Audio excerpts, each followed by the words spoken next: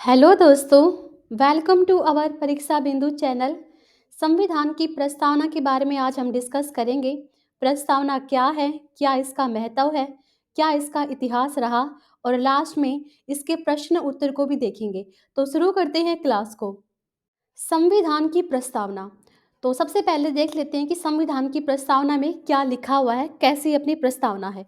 तो संविधान की प्रस्तावना है, हम भारत के लोग भारत को एक संपूर्ण प्रभुत्व संपन्न समाजवादी पंथ निरपेक्ष लोकतंत्रात्मक गणराज्य बनाने के लिए तथा उसके समस्त नागरिकों को सामाजिक आर्थिक और राजनैतिक न्याय विचार अभिव्यक्ति विश्वास धर्म और उपासना की स्वतंत्रता प्रतिष्ठा और अवसर की समता प्राप्त कराने के लिए तथा उन सब में व्यक्ति की गरिमा और राष्ट्र की एकता और अखंडता सुनिश्चित करने वाली बंधुता को बढ़ाने के लिए दृढ़ संकल्प होकर अपनी इस संविधान सभा में आज तारीख 26 नवंबर 1949 को एतात द्वारा इस संविधान को अंगीकृत अधिनियमित और आत्मार्पित करते हैं।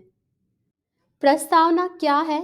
तो प्रस्तावना एक दस्तावेज में एक परिचयात्मक कथन है जो दस्तावेज के दर्शन और उद्देश्यों को समझाता है। एक संविधान में यह इसके निर्माताओं के इरादे, इसके निर्माण के पीछे का इतिहास और राष्ट्र के मूल मूल्य और सिद्धांतों को प्रस्तुत करता है। प्रस्तावना मूलतः निम्नलिखित बातों और वस्तुओं का विचार देती है, जैसे संविधान का स्रोत, भारतीय राज्य की प्रकृति, इसके उद्देश्यों का विवरण, इसके गोद लेने की तिथि, इन सभी पर विचार देती है भारत की प्रस्तावना।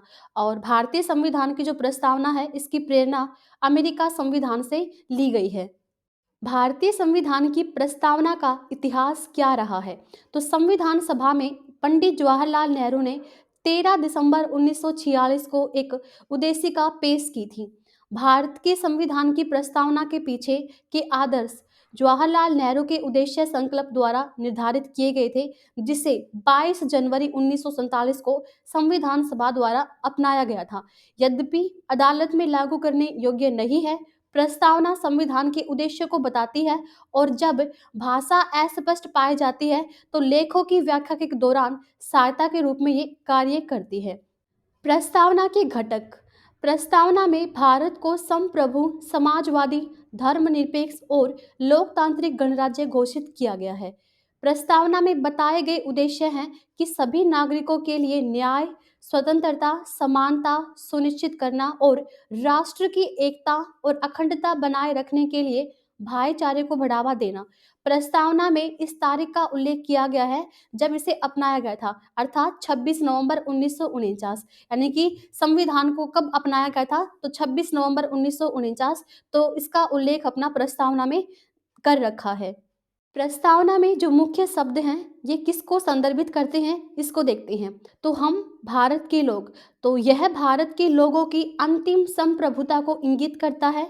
संप्रभु इस शब्द का अर्थ है कि भारत का अपना स्वतंत्र अधिकार है और यह किसी अन्य बाहरी शक्ति का प्रभुत्व नहीं है। समाजवादी इस शब्द का अर्थ है कि लोकतांत्रिक माध्यम से समाजवादी की उपलब्धि। यह एक मिश्रित अर्थव्यवस्था में विश्वास रखता है जहां निजी और सार्वजनिक दोनों क्षेत्र साथ साथ मौजूद होते हैं।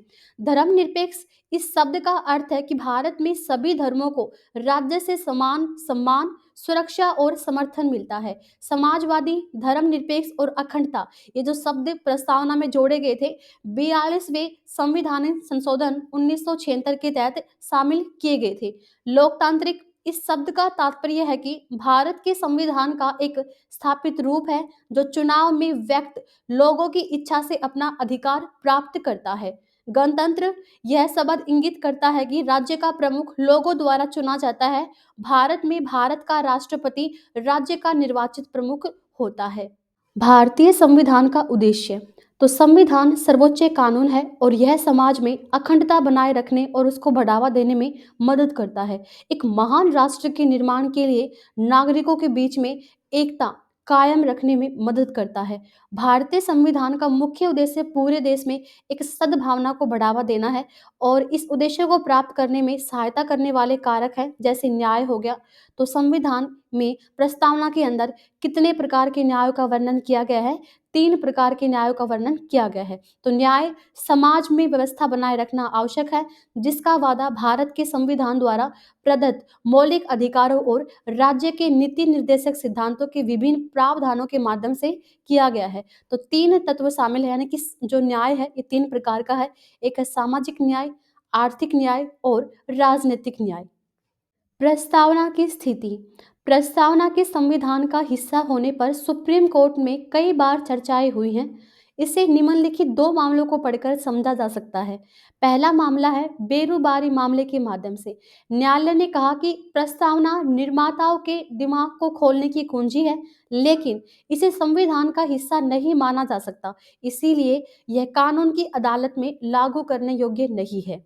जो केशवानंद भारती मामला है, इसमें कहा गया प्रस्तावना किसी प्रतिबंध या निषेध की सर्वोच्च शक्ति या स्रोत नहीं है, लेकिन यह संविधान के कानूनों और प्रावधानों की व्याख्या में महत्वपूर्ण भूमिका निभाती है। इसीलिए निष्कर्ष ये है कि प्रस्तावना संविधान का हिस्सा है। प्रस्तावना का संशोधन। 42वां संविधान संशोधन अधिनियम 1976। केशवानंद भारत मामले के फैसले के बाद यह स्वीकार किया गया कि प्रस्तावना संविधान का हिस्सा है। संविधान के एक भाग के रूप में संविधान के अनुच्छेद 368 के तहत प्रस्तावना में संशोधन किया जा सकता है, लेकिन प्रस्तावना की मूल संरचना में संशोधन नहीं किया जा सकता। 42वें संविधान संशोधन अधिनियम 1976 के माध्यम से प्रस्तावना में समाजवादी, धर्मनिरपेक्ष और अखंडता शब्द जोड़े गए। यहाँ पर हमने बात कर ली है प्रस्तावना के बारे में। अब हम प्रस्तावना की प्रश्नोत्तरी करते हैं।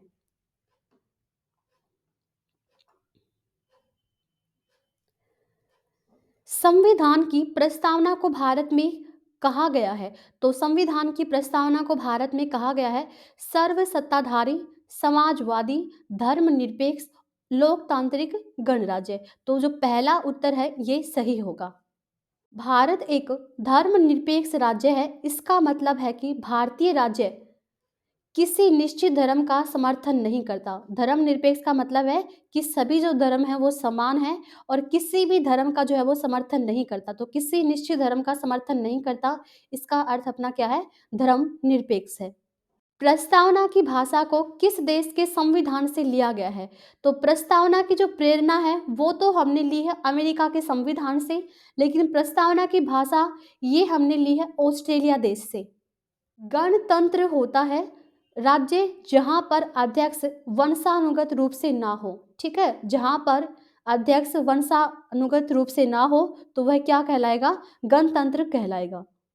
प्रस्तावना का वह प्रावधान जो सभी वैश्विक नागरिकों को मतदान का अधिकार प्रदान करता है वो क्या कहलाता है? तो ये कहलाएगा भी प्रजातंत्र।